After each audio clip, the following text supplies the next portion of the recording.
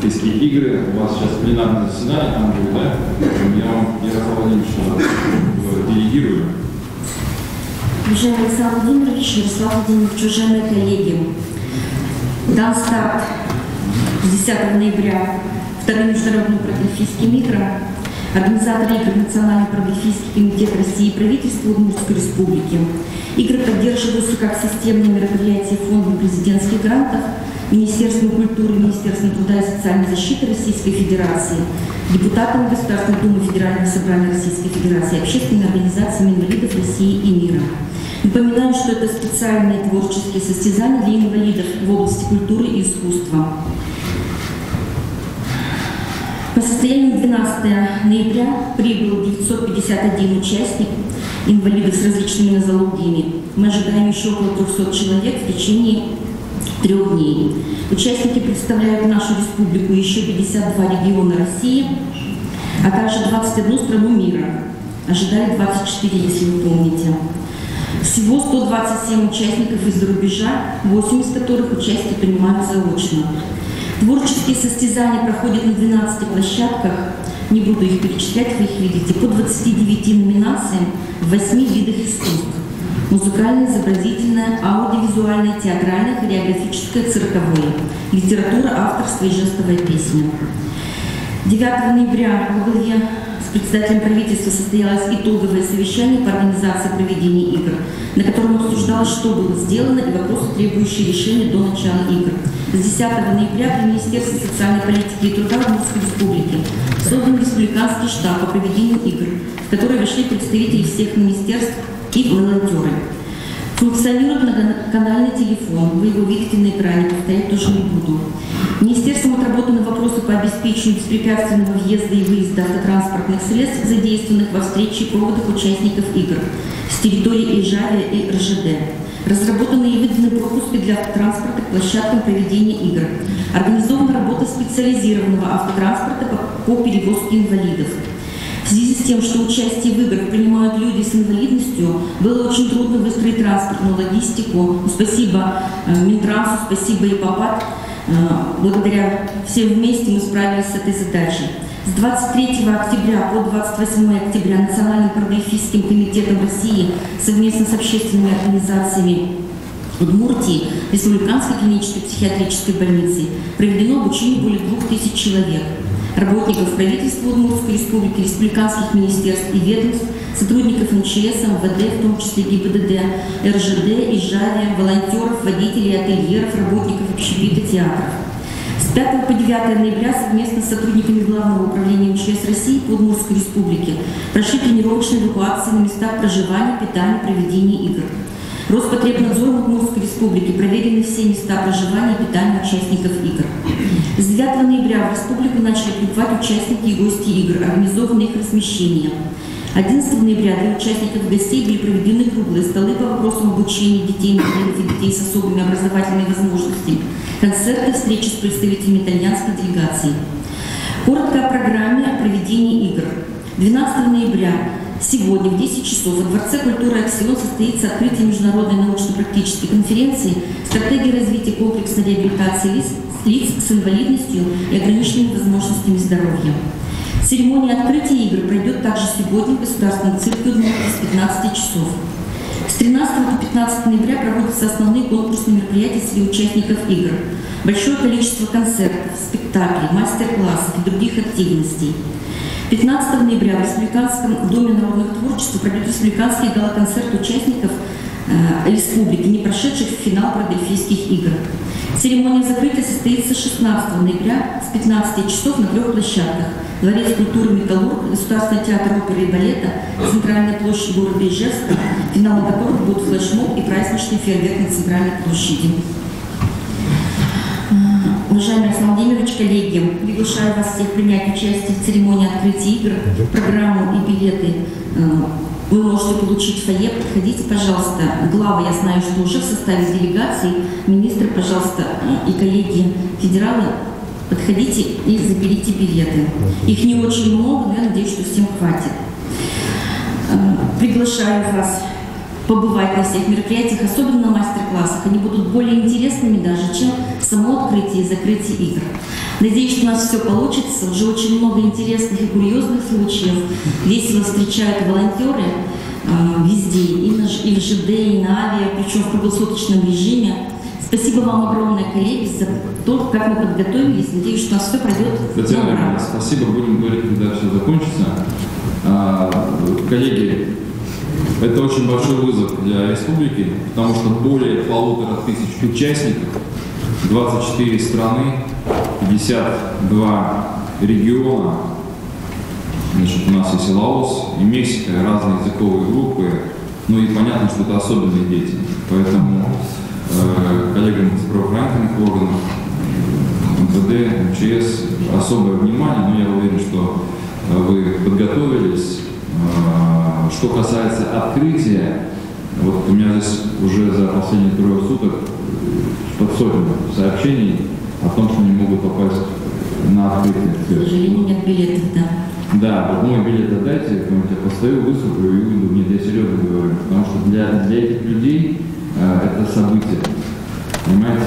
Потому что у нас жизнь очень насыщенная, мы можем посмотреть, сходить там на один спектакль или другой, значит, пойти заниматься спортом или нет, у них все-таки достаточно ограниченный набор вот этих вот впечатлений и эмоций, поэтому давайте мы урежем вид всех и дадим больше людям. Это первое. Анастасия Александровна, мы были на пресс-конференции с Татьяной Юрьевной, значит, у меня к вам задача. Это, конечно, для нас огромный опыт, но важно сделать так, чтобы с этими играми тема эта не ушла и не перешла, как традиционно, такой формальный, может быть, неплохого качества, но тем не менее формальный, такой процессный, значит, режим работы с этими детьми в частности. У нас более 5500, да, детей-инвалидов. На мой взгляд, надо с финансовым блоком нашим считать, но начиная со следующего года нам нужно внутри делать такие же мероприятия для наших республик и детей, чтобы у них был ориентир, вот они двигаются, да, значит, они к какому-то годовому мероприятию или там по районам и потом с финалом в Ижевске. Поэтому на основе того, что вы за эти дни увидите, внимательно посмотрите и давайте проработаем концепцию, тем более я объясню сейчас в развитии, почему это важно. Есть вопросы? Присаживайтесь еще. Нет, 5 минут. А вы идите, да, потому что это муталитов касается больше. Я тогда, Анастасия Александровна, вас достаточно? Вам там? Понятно. Коллеги, теперь о ключевом вопросе. Главный вопрос. 2 вопроса. Первое. Олег Николаевич, у меня к вам настоятельная просьба. Значит, нам нужно более активно сейчас заниматься городом, в частности районом. Я проехал все районы до выходных. Значит, везде ситуация абсолютно разная. Присаживайтесь. Везде ситуация абсолютно разная. Но хуже, чем в Ленинском районе. При том, что мы выделили средства, запрашиваем мы по, значит, уборке и содержанию города на год. Вот, понимаете, там, я не хочу оценивать работу глав района. Сравнивать не хочу. И то, что я увидел в Ленинском районе, слушайте, притом после моего поста в социальных сетях все изменилось. Нашлись руки, желание, время, все поубирали. Загажен единственный, и то неблагоустроенный сквер, парк, как его можно назвать. Просто там не то, что случайно где-то там бутылка или бумажка, там просто около лавочки все набросано на. Ничего страшного там, до понедельника дожить. Это была суббота. Посмотрите по руководителю, но я там большого желания не вижу, сколько я здесь работаю. У меня больше всего сообщений идет по Ленинскому району. Это не означает, что в остальных все благополучно. Я сейчас вот свои с возвратом в выходные еще раз его посмотрел. Все, за неделю щебень там посыпали, там убрали раскореженный, значит, поручень, значит, там мусор убрали. А до этого что, нельзя было? Или мы опять будем зимой 5 утра вставать и выезжать, убирают или не убирают. Давайте вместе повнимательно, конечно, в городе надо наводить порядок. Вот эти местные царьки, сидящие на своих местах теплых, на развалах арбузных и так далее, уже совсем границы потеряли. Деньги доведены. Причем в сложной ситуации. В 2 раза, там 50-360 миллионов было, мы довели более 700 миллионов. Мы мучились, значит, Юрий Александрович мне говорит, что снег вывозить надо. Ну, конечно, для чего мы тариф подняли? Просто, чтобы активнее сгребали на газоны. Это первое. Второе. Вам, Дмитрий Николаевич Сурнин, с вашим участием и Константином Ильичем Сунцовым, кого еще нужно, переходите в активную фазу подготовки генплана города. Мы никак не могли с предыдущей командой к этому вопросу, значит, приступить. Постоянно какие-то находились причины. Мы понимаем эти причины. Кто-то начинает переживать, что поменяют, значит, назначение того или иного земельного участка. В том числе по Ленинскому району, там есть интересные вопросы. Пятачки остались, и вот там суета начинается. Давайте там под застройку еще что-то. И так там нового влияния.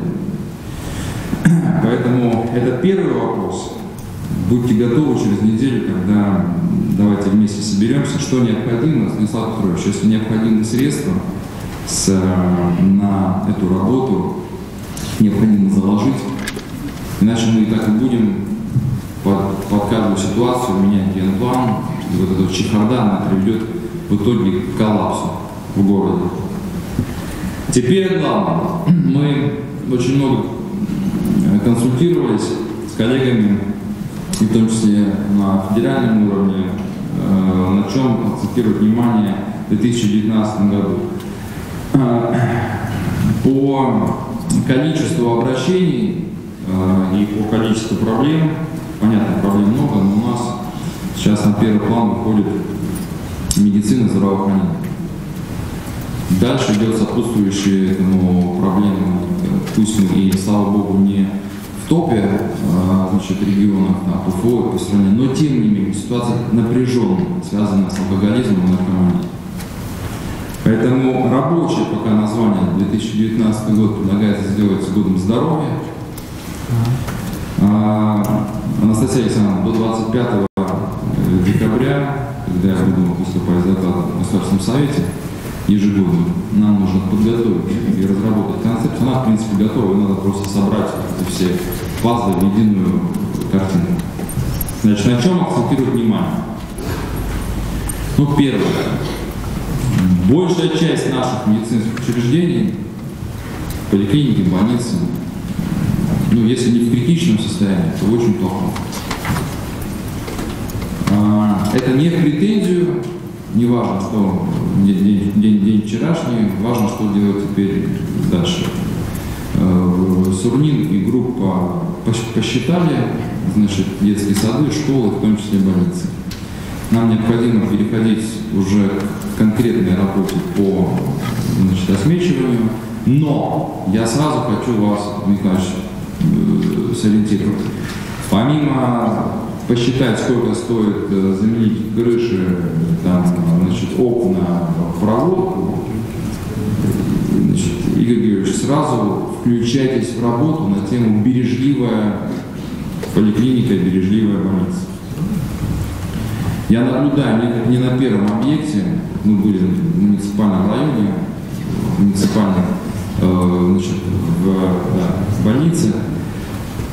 На первом этаже и здоровые детки, и больные детки, значит, все в одно сошлось по времени. Прививку в этот день ставят в 12 часов, и лор приехал к этому времени в 12 часов. Можно развести? Конечно, можно, заранее, если спланировано. Поэтому надо помочь коллегам в районах, и, конечно, большой акцент сделать на наши обслуживающие по районам больницы и Ижевск. Состояние неудовлетворительное. Конечно, я прошел все объекты.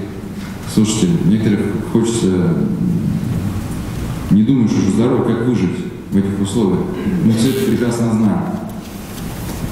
Значит, и как бы ни было тяжело с бюджетом дальше, вот в такой рамке, это касается детских садов, школ, но мы по ним уже приняли решение. Я сейчас делаю акцент на медицинские учреждения.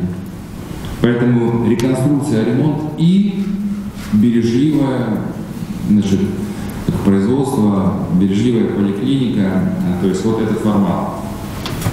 Далее у нас нам наконец-то начали выделять из федерального бюджета средства, подтвердили сейчас пока в титуле, я не думаю, что там что-то изменится, до второго чтения пока все нормально. Мы уже получаем средства на строительство туберкулезной больницы, так ожидаемо, и достаточно средств у нас в программе всего плюс где-то 540 плюс-минус миллионов на разные другие направления, но это очень большие деньги, кратно больше, чем в предыдущие годы. И здесь на ремонт детских поликлиников, и на санавиацию, и на оборудование. В общем, цифровизация здравоохранения, существенные средства для того, чтобы нам качественно сделать рывок и изменить ситуацию в здравоохранении. Помимо этого, Игорь Георгиевич, мы с вами говорили о перспективе, когда мы во второй с вами были в КБ, о центре скорой медицинской помощи. Значит, если необходимы для этого средства для проектирования, Станислав Петрович, обсуждайте, нам это крайне важно сделать, потому что это работа не одного года, чтобы мы вошли, например, в федеральную адресную инвестиционную программу 2021 года, потому что у нас на 19 на 20 там большой объем средств. Нам нужно запроектироваться в 19 крае, в 2020 году. Если мы с вами понимаем, что этот центр нужен, а есть такое понимание, то, плюс незаконченные объекты строительства, надо по ним принимать решения. Это в первую очередь игра, что там будет. Начинался как акушерский блок, нужен он или нет, тоже необходимо по всем этим вопросам принимать решения. Что входит, собственно, вот в этот план работы?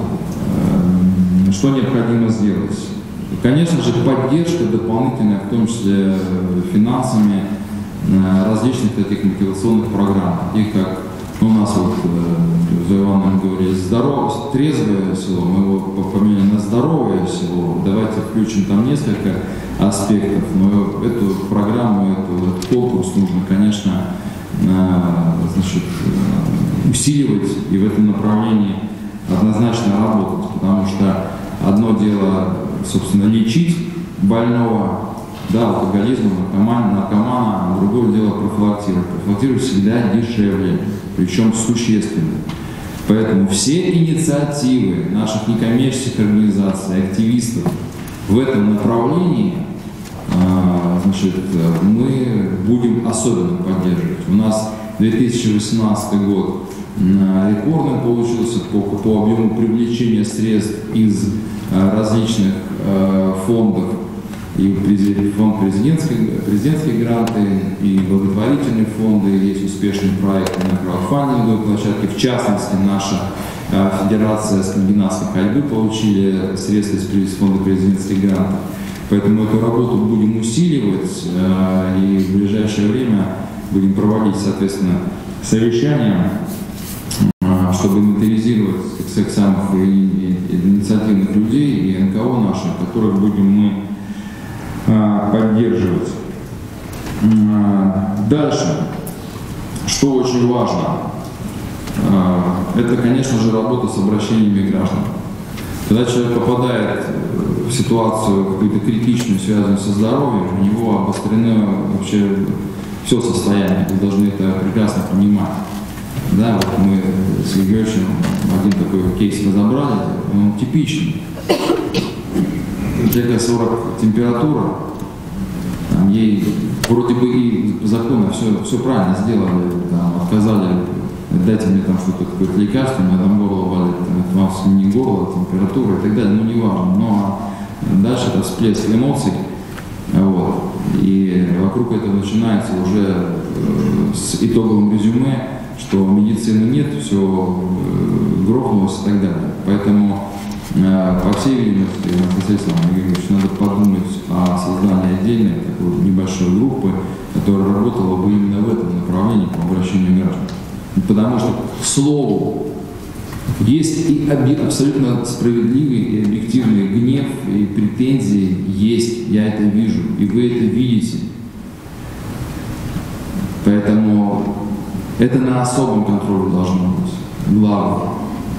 И к вам, и, естественно, ко всем руководителям медучреждений. Вы видите, что сейчас по интернету такие ролики, значит, раскачиваются. Это прошло. Ну, собственно, про отношения между, значит, медсестра, врач, да, ну, в общем, медицинский персонал и людьми. Нам этого ни в коем случае нельзя допускать. По-прежнему очень большой объем обращений связан с темой о том, что невозможно попасть к врачу. Где-то подтверждается факт, где-то не подтверждается. Но поскольку это есть, значит, либо мы недостаточно четко ведем работу по информированию о том, что есть запись через интернет, либо, и это тоже имело место быть, в частности, в детской поликлинике стоматологической, вот здесь рядом, где нужно было просто организовать работу. Поэтому вот история с бережливым общим фазовым производством, она крайне важна. Нам очень важно этому вниманию уделить большое, потому что у нас надо маршрутизацию наладить, это я вижу однозначно. У нас многие вопросы вот в этой сфере. Мы должны, конечно же, искоренить ситуацию, когда, извините, врач под предлогом, что все, запись закончена, талончики закончили, идите в комнату. Только в тех случаях, когда действительно у самого пациента есть желание это сделать, или действительно у нас нет этой возможности. В этой связи у нас выделены средства, мы должны тоже изыскивать средства для обновления значит, нашей диагностического оборудования. Мы об этом тоже с вами говорим. Ну и ко всему прочему, больше о проблемах говорим, о том, как их решить. Я рад, что это действительно имеет место быть в таком же процентном соотношении, как и сообщение о проблемах, когда люди пишут, а я благодарен своему врачу. Или женщина написала, я уже не помню в каком контексте, в каком посту моему, что вот такая-то врач спасла жизнь мне и моему ребенку. Ну слушайте, давайте это показывать. Сергей Витальевич вернется к командировке, я ему уже задачу поставил, чтобы у нас выходили периодически вот такие сюжеты про таких людей. Это люди делают, это герои, которые делают очень... Но мы их не видим. Ну, видим, в газете вроде написали, а подача и формат уже должны быть совершенно другими. То есть мы не уходим ни в коем случае проблем, у нас их очень много. Повторюсь, в первую очередь, по поводу состояния наших медицинских учреждений. И вне зависимости от того, в каком состоянии будет бюджет, мы будем изыскивать средства для того, чтобы кардинально изменить ситуацию в этом направлении.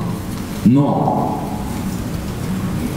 ведь такой средний градус, да, что называется, по больнице, все плохо, все пропало, везде все закрывается. Вот я куда в район не выезжаю, значит, главы-то здесь вот могут подтвердить. Что нам говорят? Все, стационар закрыт, значит, все, больница закрыта на замок. Конечно, ничего не закрыли, ничего не происходит. Слухи. Поэтому нам нужно наших героев из здравоохранения, их очень много.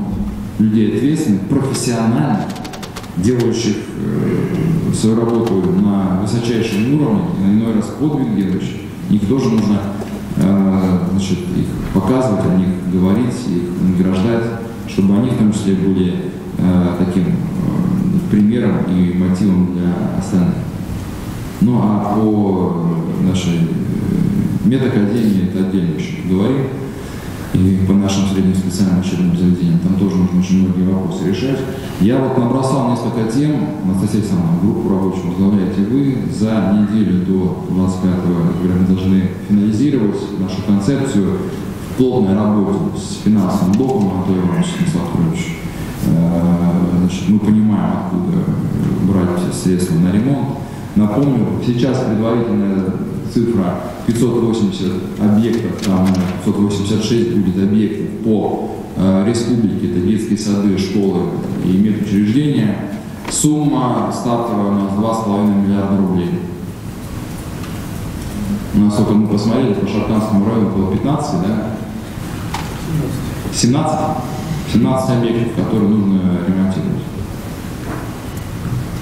Понимаем, да, что несмотря на то, что мы пока 2018 год проходим с очень хорошими показателями, мы выполнили все условия перед Министерством финансов, это один из немногих регионов, мы выполнили все условия, мы будем подводить итоги чуть позже.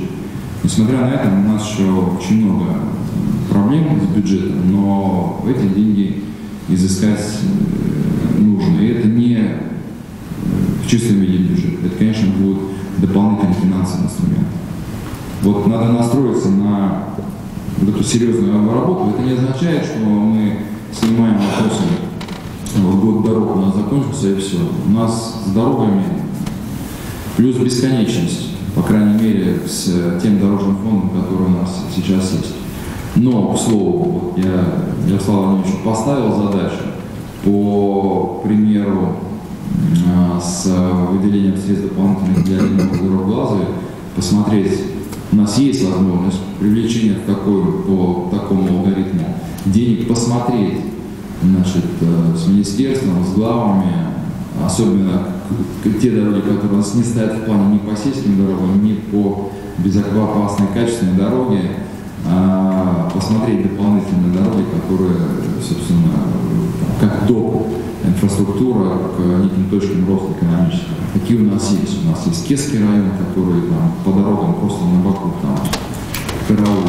Ну, а между тем 1,2 миллиарда планирует Кесский сырзавод вкладываться. Куда он будет вкладывать там, значит, тягач тянет молоковоз. Вот, и так далее. Поэтому это не снимает, так сказать, вопросы, не снимает задачи по дорогам, по многим другим вопросам. Проблем накопилось очень много.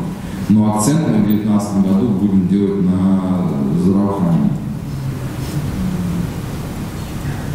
Вот, коллеги, если вкратце, поэтому продукт группу, кто готов войти, общественные организации, наши общественная палата, ВНФ, там, профсоюз, кто угодно. Только единственное, товарищи, при условии профсоюза вспомнил, давайте за конструктив. Не по принципу против всего плохого за все хорошее, а конструктивно. А то у нас тут разные предложения. То министерство давайте создадим, иначе мы ничего не продвинем, то еще что-то. Понимаете? А потом посмотришь, у нас самые инициативные люди, которые не облачены какими-то регалиями. Ни депутат, ни чиновник, ни глава, ни, значит, ни в парламентах, ни каких-то юных, молодежных. Вот просто Валентин Наговицын. Посмотрите, что в Глазове сделано. Вы посмотрите, слушайте, вот чисто, вообще, история не про Бекмементьева, не про Бричалова. Правда? Молодой парень, он понятия не имеет ни об одной партии, понятия не имеет, есть ли тут молодежная парламент наш или еще что-то. Он вообще понятия не имеет про это. Но он смог так упаковать свою идею, так ее подать, и вокруг соорганизовать людей. Он изменил город навсегда. Один человек добивался реализации своей инициативы. Первый этап проекта «Горсад» закончен. Я посмотрел, я поверить не мог. Я не мог поверить, что там будет то, что они задумали. Думаю, пусть делает, главное, чтобы это занято чем-то будет. Это уже центр притяжения, там еще косметику не доделали, там уже люди ходят. Уже там спуск вот этот на второй уровень к реке. Поэтому в том анекдоте, вам шашечки или ехать? Вот нам ехать. Поэтому в сторону, значит, регалии и статусы и конструктивные рабочие предложения, которые мы обязательно будем претворять в жизнь.